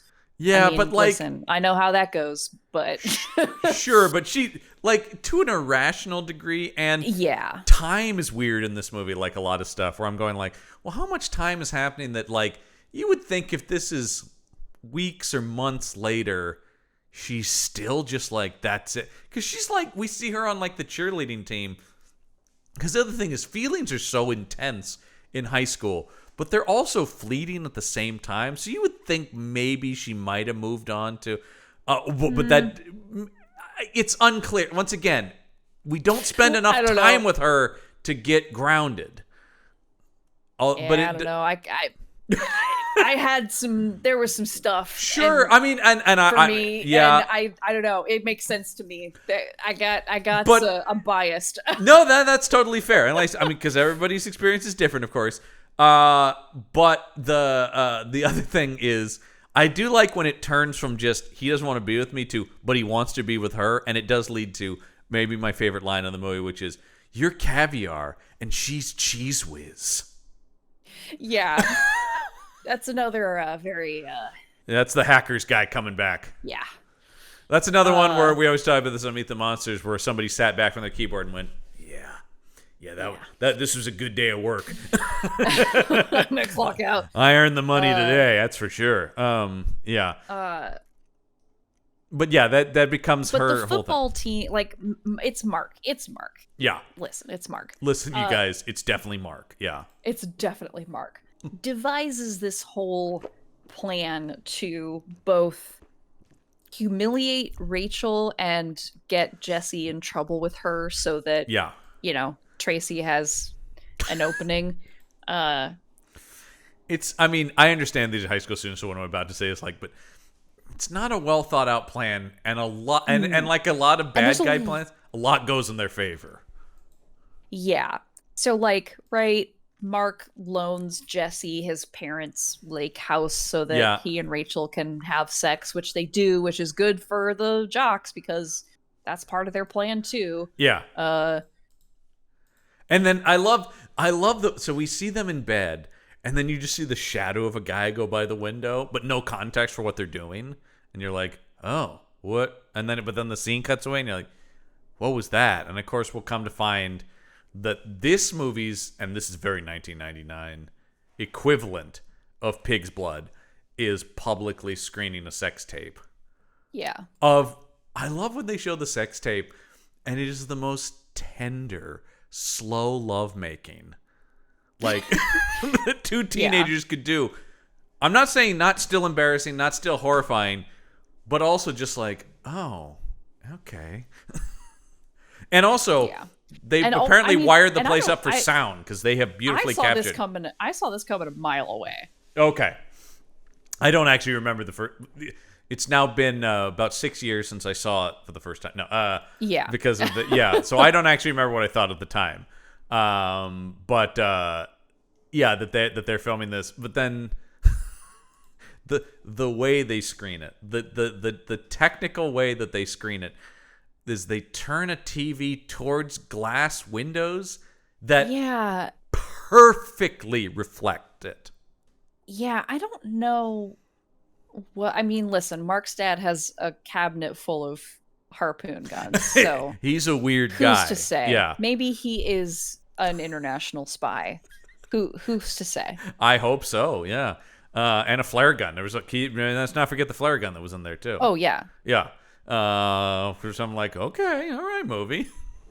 But yeah, so because the other thing is that this is where I'm talking about her being less savvy than I would expect her to be. But right, yeah. So like the jocks have this whole plan, and to endear themselves to Rachel, and everybody has their little part to play. Glasses helps her pick out a lipstick, I guess. Yeah. Oh, what a great scene that was.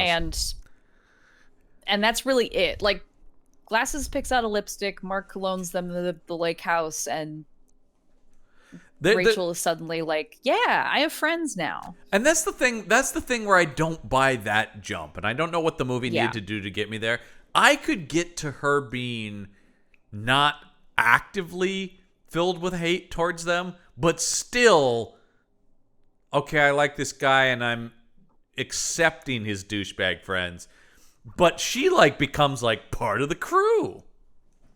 Yeah. And especially, and everybody's dancing to fucking cherry pop daddies at the oh my party. God.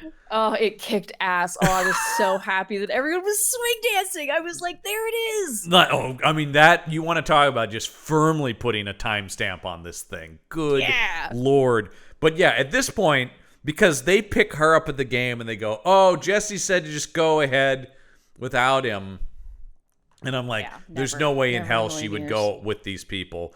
And then, she takes a drink from them. They're picking her up on the dance floor and swinging her about. It goes into slow motion. in a very much like, enjoy it now. Like, it's the movie going, enjoy this now, Rachel. This is the last moment of happiness this girl gets. In a way, though, that doesn't... And look, I understand, once again, what I'm about to say is not fair to this movie, but like, because I'm about to go like, in a way that is not as good as one of the greatest filmmakers at developing tension and thrills. But like, the build-up De Palma gets to the prom stuff in the first Carrie is so... And this is the thing, though. It's so good. It's so good because that was that guy's absolute skill as a filmmaker, is tension and thrills. That guy was, he's still alive. He just isn't a filmmaker really anymore, unfortunately. Yeah. I wish. But there's really no market for his movies these days. That's the thing about this. And I it's both unfair, but also I think fair when you call this Carrie too, for me to say that. Yeah. That's sort of the thing where it's like you are inviting that comparison. And I said that's not fair because that movie is. I mean, we started the show with that. And I was like, that movie is great and still holds up, like crazy.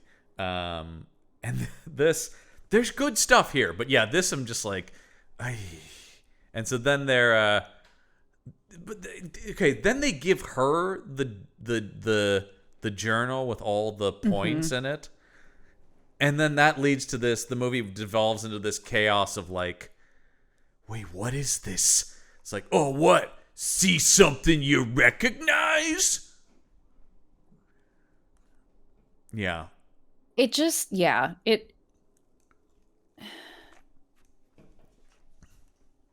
It's just very pointing. I don't know. It's very mean. I don't know. It still worked for me though.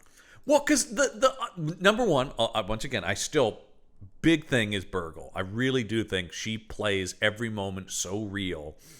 And the broad emotions of it I follow. It's the mechanisms to get there. Because also at the same time you have Tracy trying to seduce Jesse by going like, oh yeah, Rachel already went ahead. I'll drive you there, but let me stop off and pick a dress. And then she's got to come out in her underwear and be like, what? I do love that Jason Lynch just like, come on, let's stop fucking around. Like, yeah, not right? even. Like, there's not even. It's just hey, like we're gonna be late. By the way, I this is the thing I was gonna say earlier. I said the costume design on Jason London is so strange because he's always dressed like somebody's dad, and he already looks older, but he's constantly wearing like sweaters or button ups tucked into khakis. And I just thought, Jesus Christ. I gotta go to my daughter's dance recital later. Like, my God. Particularly the outfit he wears on their first date where he comes over, and I was just like, Jesus, he's 45. That's exactly how my dad still dresses. My God, I couldn't believe it. That's like my dad going like, I'm going to get dressed up and I'm going to put on a sweater and khakis. That's exactly what I couldn't see the shoes, but so help me, I know they were loafers. With the tassels too. You just know it. But yeah, so you've got that whole thing too, which is also just kind of goes nowhere once again. But it's just an excuse also to continue to make Tracy awful and to keep Jesse from the party until the massacre is already going. Yes. Because yes, they not only show her the book with all the points. Another one of my favorite little moments I picked up on the second time is because the sound is starting to fade out as they're doing the like traumatized Rachel. But they do talk about like, yeah, how much were you worth, Rachel? 15, 20 points. And then somebody goes, yeah, 30 points. And there's just one guy who very seriously goes, you gave him 30 points? Almost just like, I know we're trying to ruin this girl's life. We didn't discuss this. I want Jesse. That means Jesse won. Yeah. I understand we're like making a point and trying to absolutely destroy this girl, but come on, man. Jesus Christ, man. There are rules. But yes, she's distraught about that. And then they play this sex tape, which, like I said, I have some big technical issues with not only the windows, but yes, did they go in and wire the place for sound? Because the way that this will resolve in her not killing Jesse is the idea that they've recorded him whispering, I love you. Yeah, and it's interesting because this tape was also cut into the footage of the football game. Yes. I mean, presumably not the one that just happened, because that would be insane. There's no way that they could do that. Right.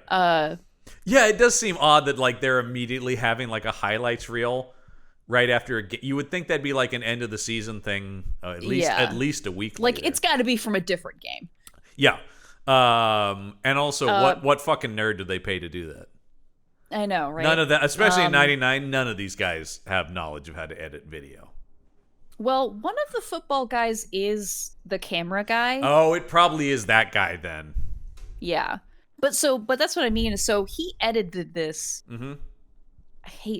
I don't remember who it was, but like every time I say edit in the past tense, I just think of this conversation. Like you don't sound any stupider than when you say edit in the past tense. Edited. Yeah, it's true. Yeah, it's so a tough he one. edits. He has. Yeah. There has been an edit made. Yeah.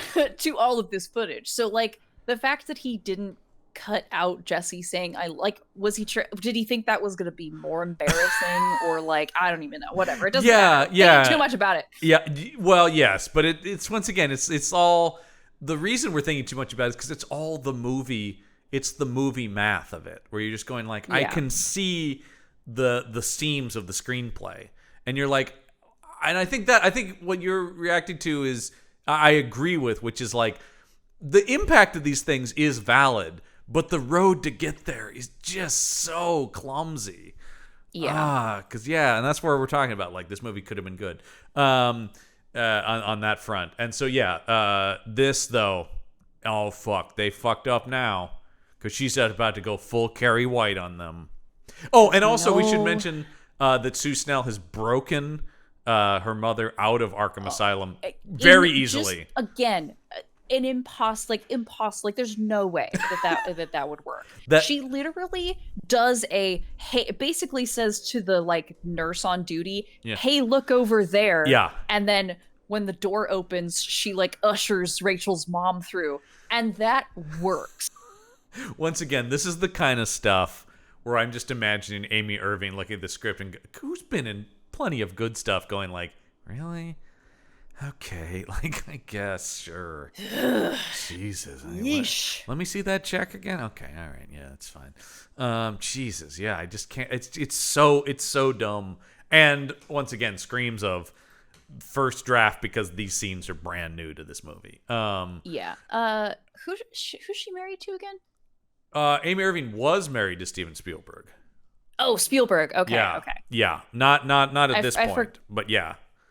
They were at this point. No, they have divorced at this point, and he since. Okay, because I couldn't remember which of that crew it was, so I thought it was George Lucas, and so I was gonna make a joke about like, well, he's busy on Phantom, so she's bored, she's got something to do. No, she was she was married to Spielberg from 85 to 89. Oh, but they met because he was hanging out on the set. We talked about that on that, Carrie, that he asked out everyone in the Carrie cast. Fucking little nerd Spielberg going, will you go out with me? Okay. And then he ends up marrying but he's still married to the woman from Temple of Doom, Spielberg. Oh yeah. Oh yeah, that's right. I did know that. Yeah, Kate Capshaw. But yes, they so anyway, God though, this Rachel, Carrie, White, and okay, on their asses. We've got to talk about the tattoo. Because the tattoo we see throughout the whole movie is it's a heart with, is there a knife? Am I remembering this correctly? Or like a blade? It is a rose. Oh, sorry, it's a rose. That's right. And I thought there was like a sword. Maybe I'm conflating that with another. But there's definitely this like barbed wiring or whatever around it. Thorn. Well, it's like a thorn. Yeah. It's oh no, there's not a rose. It's just the thorns. It's a heart. It's a heart with that the is thorns. Covered in thorns. Okay, that's what it is. Yeah. And so the big thing here is, as her powers are manifesting themselves, the thorns are spreading all around across her body, which this, as we were saying, definitely feels like a remnant from something else, because that has nothing to do with Carrie. And maybe it was explained earlier? No. In another, I mean, like, I guess what I mean is in another draft. In a different. Maybe no, it was I explained. thought you were just asking oh no, I've seen this fucking 4 times. I'm like, Elliott, please help me. Is there any explanation of anything? Yeah, and it's cool, and it's very like it's cool imagery, and in a movie where that made sense, I'd be on board because I remember that. That's something I do remember from the marketing campaign of this movie. But yeah, and she just starts wasting this place. And I gotta love any horror movie massacre that just starts with a decapitation. A big chunk of the glass because the whole place is covered in glass. It's very modern architecture, this house. And this big chunk of glass just takes a guy's head right off and it rolls. And I'm like, all right, movie, we're doing this. Yeah. Because the movie's been pretty sedate up to this bullshit. Point. It's bullshit that anybody survives. I was so mad when people like actually were able to escape. I'm like, okay, that's horse apples. All of these people should die. Yeah. And I wonder what the thinking on that was, where it's just like, well, we don't know they're all bad. But like the original movie didn't care. Doesn't matter. Yeah. The original movie did not give a shit. Everybody at that They killed the guidance counselor in that one. Yeah. She was doing her damnedest to help. Yeah. And that's the thing with like, and I understand that that's like, and then that was fine in that. I wish Amy Irving had a similar. It's just so incidental. It's so accidental because So yeah, we get an instant decapitation. People are getting filled with glass. I do love the one stunt guy who goes through the closing door. One of the guys who does survive is like, but he does like a no, got out. Okay, yeah, a pretty good move there for a high school student. Yeah. But yeah, she just starts laying waste to this place. It's once again very 1999 when this huge stack of just what appeared to be blank CDs that are just stacked up as CDs.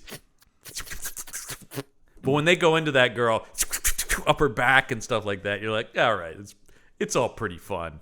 And then yes, I'm having CD face flashbacks. So yeah, she's getting killed. Let's see what else is in here. Eventually the place lights on fire. Yes. Because she makes the fireplace explode, isn't that right? It's sort of like fire. She bursts all the bottles of alcohol. That's what it is. Then she does do something with the fireplace, I believe, or like a light fixture or something. But it is the alcohol that like that's the accelerant. Yeah. Everything. Yeah. I just remember some kind of like thing coming, like a maybe they just hit the fireplace or whatever. But I do love Mark and Eric and Monica, who's Rachel Blanchard's glasses. Okay. Glasses. They're the ones who run for weapons. They named a bunch of these fucking characters after Friends characters. Did you know that? That was on purpose. No, okay. Monica. Wait, who else other than Monica? Rachel. Oh, of course, the main character. Yeah. And who could forget Coach Chandler? That, no. Yeah. Which one was Ross? Yeah.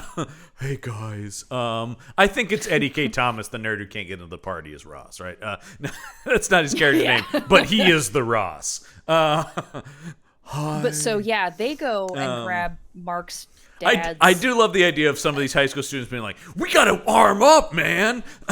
And they go to, what I love is, not only does he have a whole collection of harpoon guns, but he's got them in a glass case as if they're like rifles and shotguns. Yeah. This guy's hardcore, man. Nobody's going to fuck around with me. I got spear guns ready to go. And so they're loving that. And then, one of them grabs the flare gun. That's Mark, our friend from Numbers. He grabs the flare gun. And, they're going to, and this explodes out onto the pool deck of this place. And this is where they're going to square off with her. And, she bursts Monica's glasses. Very cool. Mm-hmm. And then that causes her... fucking stabs her eyes out. And like I said, the movie... What I like about how insane this ending is, the movie's pretty sedate. There really has... Other than, like, Mina Savari jumping off that roof is about as intense as it got in terms of, like, gore. We've seen it for people. Yeah, anyway. for people. Yeah, still the most traumatized is that dog going under those wheels. But Yeah, I know. Jesus, come on, movie. What is this? Pet Cemetery? Jesus. Yeah. But They don't even in Pet Cemetery. They don't even show Church getting. They don't even show no. the baby getting run over by the truck. God, I know. This thing is like, we're going there, man. It's 99. People are ready. So The dog doesn't die, but boy howdy, watch out. well, it's insane that the dog doesn't die. Actually, like I mean, like Yeah. they're just like that was death, and they're like, it's fine. I'm glad he lived. The presentation, Me too. yeah. But her bursting the glasses causes Monica to spin, and Eric gets his balls shot off by a spear gun. Oh, it was so good. And then I love because the indulgence in gore is it's not enough to see it go through. You then see the speared ball sack in the pool. Yeah. I'm like, all right, movie, you've got me back. Boom. All right, you're forgiven, movie, because that was insane. And then we have our face-off. Actually, does the face-off between Mark and Rachel happen before her mom gets there or after? Jesus, I don't. It's got to be. Well, It's got to be after, right? It has to be, right? Because yes. Well, because what happens is because Eric gets his balls shot off, and then she gets hit because like they do the close up on her, and then you have the flare gun hit her. Yes. And that's when it's like, wait, somebody fired back. By the way, you shoot her with a flare gun, you run. You don't stand because you only get one shot with that thing. He fires that flare gun, and then he's standing there like, got her, and you're like, no, get out of there, man. Yeah. Oh, and that's when her mom comes, runs out to her. Yeah, because her mom because actually shows up. She's bleeding because she got hit. Yeah. Right. Because Eric ends up getting killed by going into the pool, and he hits his head on the retractable pool thing, and then drowns, which I thought was actually kind of lame. Just because it's not a particularly like visceral death, he just drowns. Whatever. I mean, I'm not gonna. There's plenty of gore. She has like a whole, like fight with him. Yeah, they have a whole struggle it was not great. Like in the pool, and then she gets out before the thing hits him. Yeah. Yeah. It's just she doesn't really kill him as much as just sort of like gets away and circumstance takes him out. Yeah. Which is, I guess, why I'm kind of feeling disappointed. So then she goes in the house, she's injured, and this is where you get her confrontation with J. Smith Cameron. Once again, an amazing actress who's doing her best with this really shoddily written character. And J. Smith Cameron married to one of the greatest, I think one of the best modern playwrights, Kenneth Lonergan. So that's another one where it's like, is she coming home and going, you want to believe. Yeah, you want to look at the pages for this piece of shit? Because like, and he's like, sorry, I'm over here on this Pulitzer Prize winning. What's that? So she comes in, and she's expecting immediately to be like, Mom, I'm hurt, and they kind of go into this. It's once again though, we're trying to get to the end of the first movie again, right? Like we're trying to conflate this film into playing into that. And yes, she's not going to be loving. Instead, she's like, oh God, the devil has taken my daughter and she has to die. So. And then she dies. Yeah.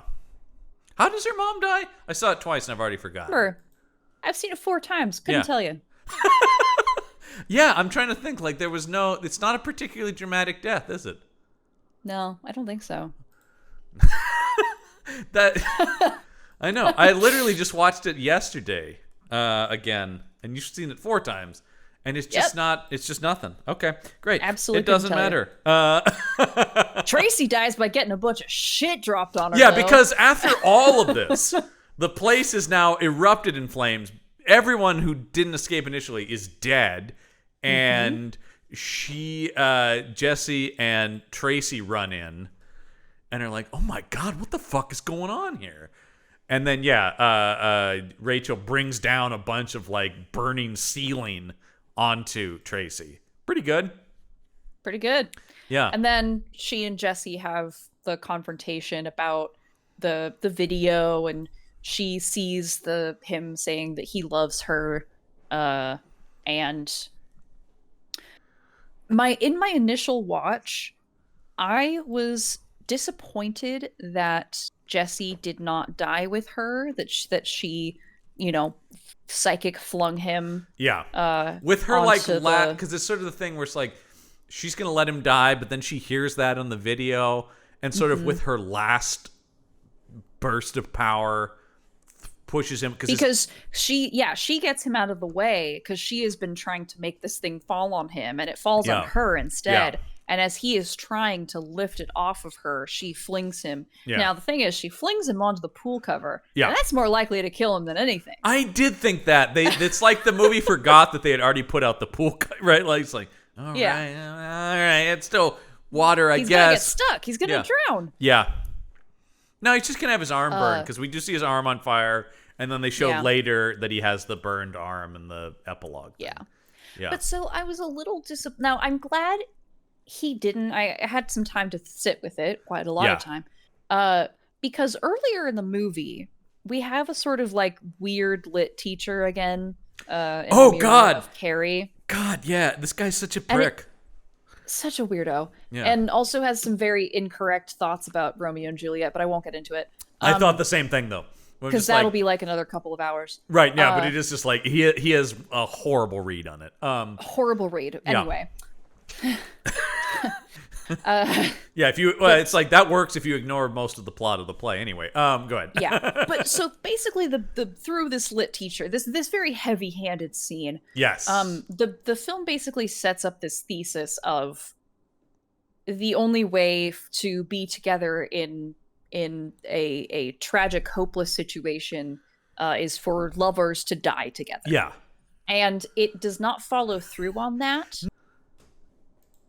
And I don't think that it's like I said, I've had some time to sit with it, and I actually don't hate that they didn't follow through on that because it is I think mostly I'm happy they didn't because it's a terrible read of tragedy. We'll also just get into like the once again without getting into the entire thing about that guy's read on Romeo and Juliet in no way acknowledges the circumstances of their deaths. Yeah. Like at least like, yes, if you ignore the entire warring families, which is that important.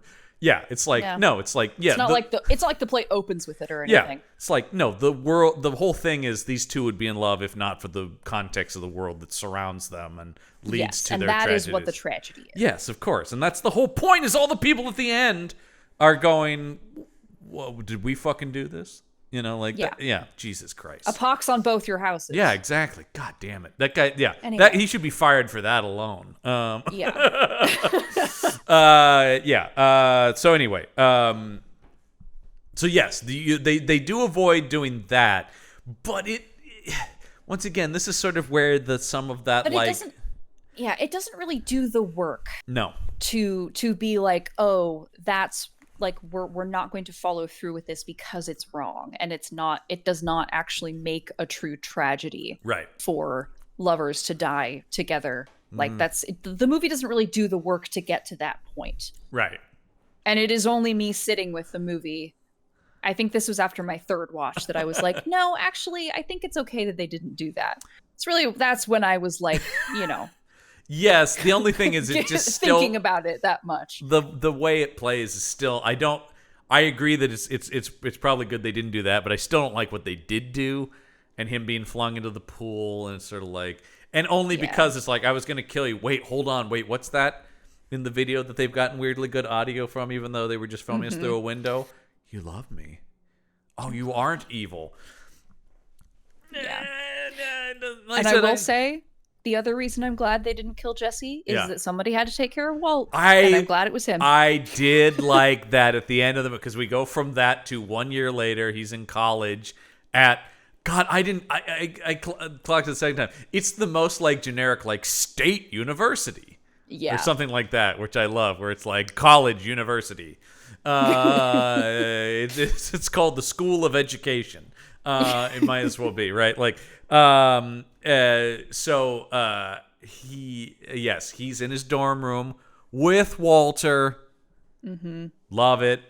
Walter, that was my only thing. As long as Walter makes it out of this movie, I'm fine. Yeah. He's with, and then once again, they just fucking have to, don't they? Yeah. They just have to do a jump scare dream sequence because the first movie did. Yeah. And so he's sitting there. It sucks because I love... This was also part of me being like, ooh, actually, maybe it's good they didn't kill him, because the weird thing of her ghost coming in and then shattering and then he wakes up and it was all a dream is the haunted look on his face as it reflects like back in the mirror. That's good. Yeah. I liked that the movie ended on him just like this completely haunted, grief-stricken face. That was good. There was another way to get there. Y'all. This is the big thing. There's always another way to get there in this movie, and that's kind of the problem. Yeah. And that's the biggest issue, is because I agree, and that actually is a thing where I like it ending on that similar note to the first movie, where it's like, oh yeah, there is like a traumatized victim of this, even if they're the survivor, they're not going to be okay. But yeah, it's like they had to do it because, yes, the thing is, she comes in to his window and you're like, what? Wait a minute, this is... And then when he goes to kiss her, this also just doesn't... I don't understand. It's a bad CGI effect, number one. And two, I don't fully understand the idea of her shattering either. Like, yeah, there's no like connection to anything else in the movie, really. No, it doesn't. Yeah, I don't understand that image, how that imagery plays into the themes. That's kind of that symbol, that like symbology is like not really anywhere else. No, it's not anywhere else in a like meaningful. You know what actually would have been at least something is if she had burst into flames. Yeah, that would have at least been some connection to visuals from, and he's burned. Yeah, I don't know. You know, it also would have been nice if he wasn't burned when it was the dream. Because he has the scarred hand. It would have been a small thing that, like, on repeat viewing, you would have been like, oh, it was a dream. Yeah. This is just small things. Nobody's thinking this. They shot this all in one go. Anyway, and so ends. That's literally turned the camera off. No. The camera was on the whole time. We gotta wrap this up, you guys. This is Carrie 2. We only get so many days on this thing. And that is actually where I will say I have huge respect for Kat Shea to direct something that looks even this remotely good and whatever things in a couple days turnaround of being hired on this thing. That is really fucking hard to do.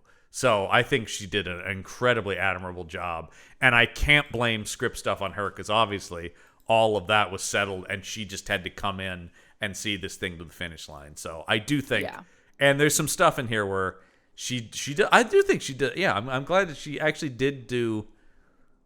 She's done a couple things after this. She directed a Nancy Drew movie with Sophia Lillis from the It movie. Yeah.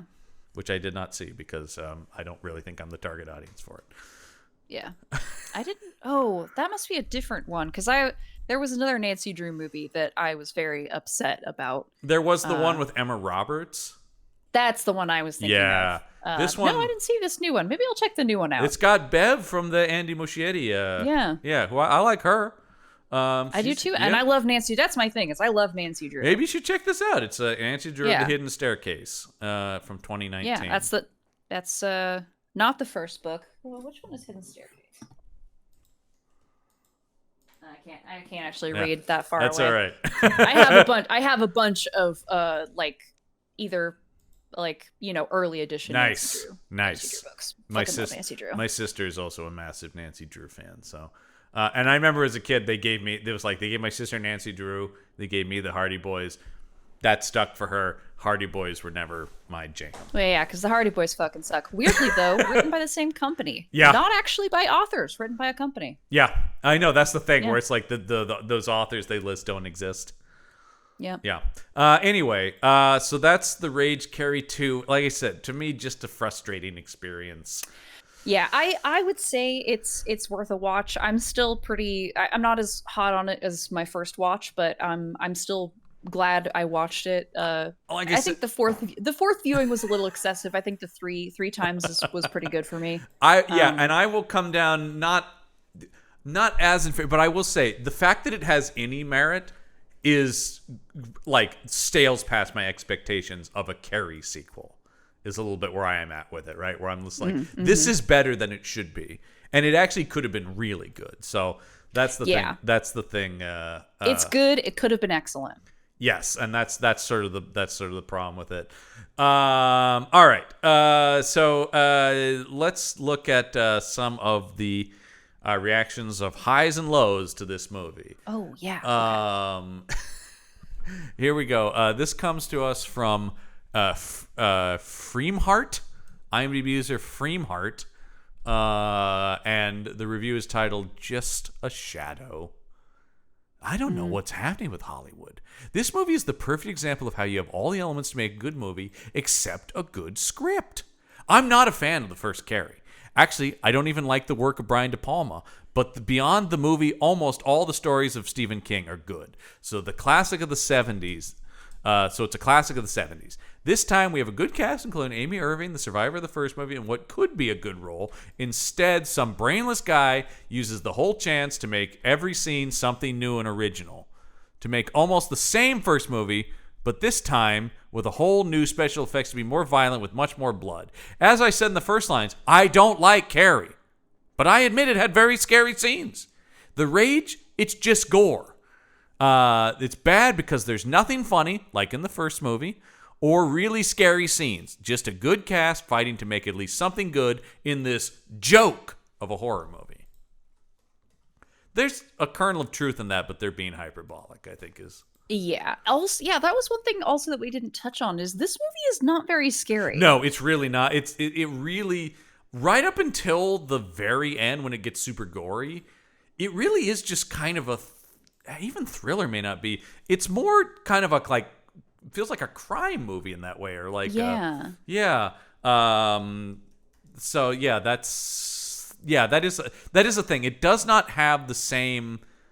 It doesn't even feel like it's trying to. It's not like it's trying to set up scares and failing. It just doesn't even. No. And that's what sort of makes it weird in the realm of this. We've talked about extensively on Meet the Monsters. That's sort of late 90s, early 2000s Dimension. This is not a Dimension film, but it's in that Dimension vein. Yeah. And those were trying to scare kids. Those were definitely like, take your date, it's going to get scary. And there's really hardly any jump scares in it. It's pretty, it's interesting. That is a fair point. Okay, so let's talk about somebody who enjoyed the movie, though, because like I said, there definitely is, like with some of these, and I get what people get out of this one more so than the weird cult fan base for Pet Sematary 2, which is just seems to just be Clancy I don't Brown think love. I want to meet anyone who loves that movie. Yeah, I know. Well, yeah. Here we go. This is from Ejo, user Ejo. Who titles the review, "Finally!" As far as modern horror flicks go, I think Carrie 2 is probably one of the very best. The film steals a large chunk of the original Carrie storyline, essentially making the original story available to a whole new audience who never saw the original, all the while trying to make it agreeable to the older audiences by making Rachel Carrie's half-sister. Emily Berglund and Jason London do an excellent job portraying their characters. The music and storyline are quite good considering the age we live in, an age of countless screams, I know, crap. Okay.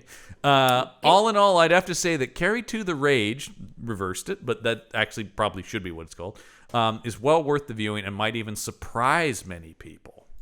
10 out of 10 stars. Yeah, I mean, I don't like pitting women against each other. Yeah, it's that's an interesting read, and I don't understand if you like this but you don't like the Scream movies.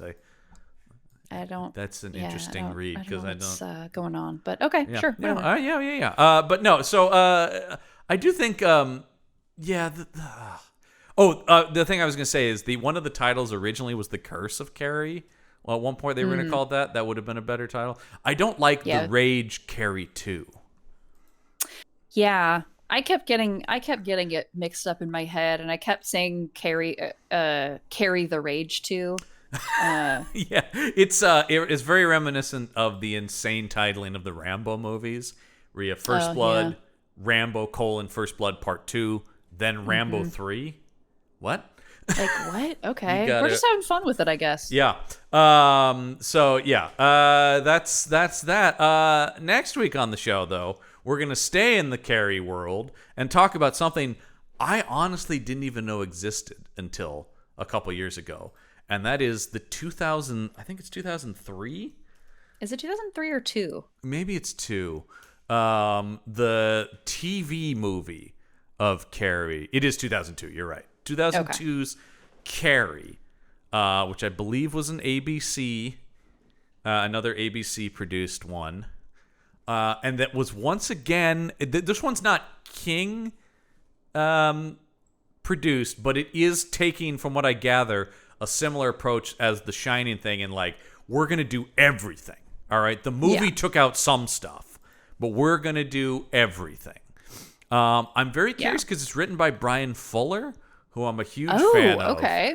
Big Brian Fuller fan, who's actually working right now with King on a new version of Christine, which I'm very curious about. But Brian Fuller, for people who don't know, did the show Hannibal, Pushing Daisies. Really interesting writer and huge horror guy. And it's directed by David Carson, who was one of the main directors on the Star Trek shows and directed the first Next Generation movie, Generation. So, like, talented people involved in it. And Patricia Clarkson is playing Carrie's mother, who's fucking great. Ooh. So, this one could be. I think it's still definitely like a why, but it doesn't seem like it's just a bunch of idiots doing it. I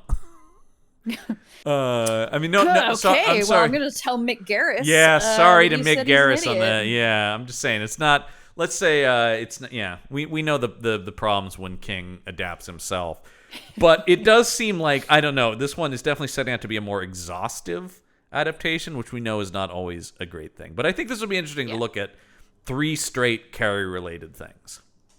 Yeah.